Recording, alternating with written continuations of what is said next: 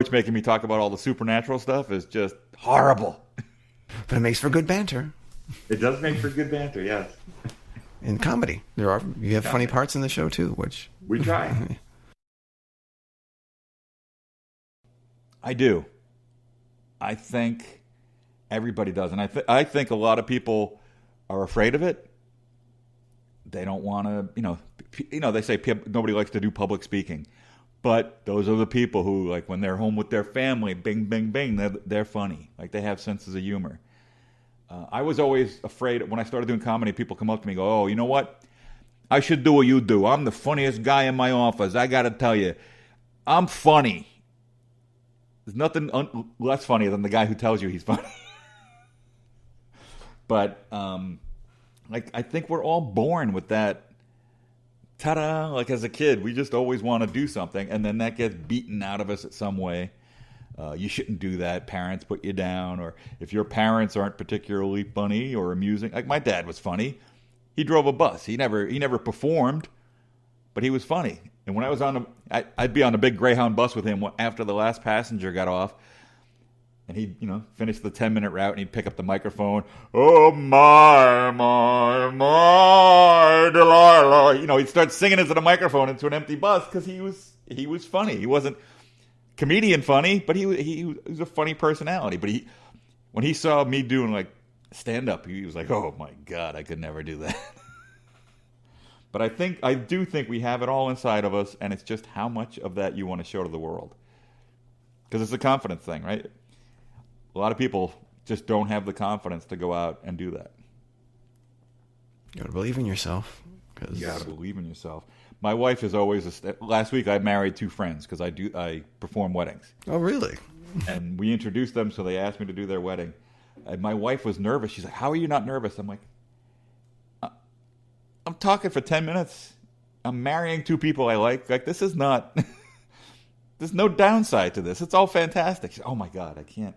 It's just so nerve-wracking." So there are people who just don't want to let that out. I don't know. There's other ways to be creative, that's for sure. Absolutely. And I'm not saying my big obnoxious behavior is the only way to be creative, but right. Yeah, it's the only way I know. Segueing into the next question, what kind segue, as you know? Yes, what kind of advice would you give to people wanting to get into the biz, whether it's comedy, writing, podcasting? I tell this. I've been asked this before, and I tell people, you can't put all your eggs in this basket. I was making 6 figures when I left my job. My mortgage was paid off. I had a wife who worked, but I would go to auditions for dockers, and I could tell from just the feel in the room that 4 of these guys needed to get that job so they could pay their rent. Like, that is not conducive to confident performing. So I think you need a little financial stability. You need a backup plan, and it's not a backup. It's not a fallback plan. It's just you need to live your life before you can go do this. You also need a support system. When I was doing it, my wife, like I said, she talked me into quitting my job. She was always behind me. She's still behind me. Her whole family, everybody supported it. It's like, "Oh, you're doing that? Like, that's fantastic." And I wasn't successful. I've been successful at certain points, but it wasn't like, "Wow, you quit your job to be a regular on a sitcom? That's great." That wasn't me. But as long as you have a solid base of support, and even with that, my financial stability and a base of support, this is still a soul-crushing business. You have to know that going in. And now, I'm older now. I can look back and say, okay, it wasn't because back then I was thinking, crap, I screwed up that audition. I'm not talented enough. It doesn't matter. I've been on the other side of the room enough times where people will come in to audition for things I've worked on, and you go, "Oh, that person's great, not right for this." So a lot of times it could have been because I was too tall. I was too this, too that. I've got dark hair. They have already got somebody with dark hair. There's so many variables that go into people being a success that you can't put it on yourself. You got to go out there, do your best, and just let it ride. Let the universe take over from there. But the only thing you can control is your own performance, your own work, which is what I try to live by, and it doesn't always work because I get in my own head just as much as everybody else. But really, not just acting. I tell that to the kids I coach in Little League. The only thing, you can't control what the pitcher calls as balls and strikes. You can't control what your teammates do. All you can control is your effort and attitude. So that's kind of my attitude with everything. All right. Good advice. Where can people connect with you and your work online? Everything is on my website, stevebelanger.com. I'm Steve Belanger on Twitter. I'm something on Instagram. You know, I promote stuff on the gram, but I don't understand it. I put funny things out. But all my connections are on the website, stevebelanger.com. Make sure you check it out, everybody. And the final question I ask everybody, why does art matter? Like, without it, what's the purpose? And we've seen that these last 6 months, right? Those first couple of weeks where we were all in our houses, the only time we saw people was through goggles and masks that we wore to the supermarket. That's crazy. Like, the whole world shut down, and all we could do was sit and watch the Tiger King. And as entertaining as that was, like, we all needed something more. And it was great. We all, like, everybody Netflixed and binged and did all this stuff. But you start realizing, we need to get out and socialize. I want to get out and see something. And we especially the arts, like Broadway shut down, Comedy Club shut down. There was no place to go to escape. Yeah. We need that escape. And as much as we can find it on TV, I think there's something to be said for live performance shared with people. Even in a movie theater. Yeah. Just going to a movie theater, I don't talk to anybody, but it's a shared communal experience. So I think that it's, I do this for a living, but I still love going somewhere and being taken away by a performance by somebody else. So I think that's why art matters. That's a horrible, that would get me like a 50 on my SAT essay, but... But it gets you an A+ on the Artist Matters podcast. Yeah. Yay! My first A+ in years. Yeah, it was coming. It was coming. I know. Well, it's been a blast. Thank you for sharing your story and being on the Artist Matters podcast. It's been great. Happy to, and I love the fact that your dog and your cat have not moved in the background. I'm starting to think that you might be a taxidermist in your day job.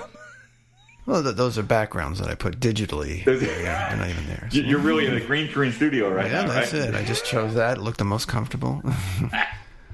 Alex, thank you so much for having me on, man. That was fun. Thank you. That was a really enjoyable chat. We had a good connection, and I learned a lot from him, too. I think the thing that sticks out to me most is that he's aware that, at least for him, he shouldn't put all his eggs in one basket. All those little creative eggs. As you can see, he's done acting. He's done performing. He's done writing. He's a podcaster. So many different creative outlets that's worked for him. And obviously the great payoff of doing what he's doing is he got to be around for his boys and see them grow up. And that's one of the most heartbreaking things. You think about a regular day job, you got to go out there and be in a place that you may not really care about being for maybe 8 hours, and it could be even more time away depending on how long the commute is to get to that job. So you could be gone 10 hours plus from the people you really care about. And when you get home, you've got maybe 3 or 4 hours with them. What a bizarre system we have set up. Really doesn't make much sense. But for him, he found a way to make sense with what he felt inside of him. Yeah, I think, can you be taught creativity? I don't think so. I think creativity has to come from within. And at the same time, most of my guests, but one, agree that we all have an artist inside of us. And that's our natural state. But we push it away. We bury it. Because as you get older, adulthood comes in and you have to put away those childish things.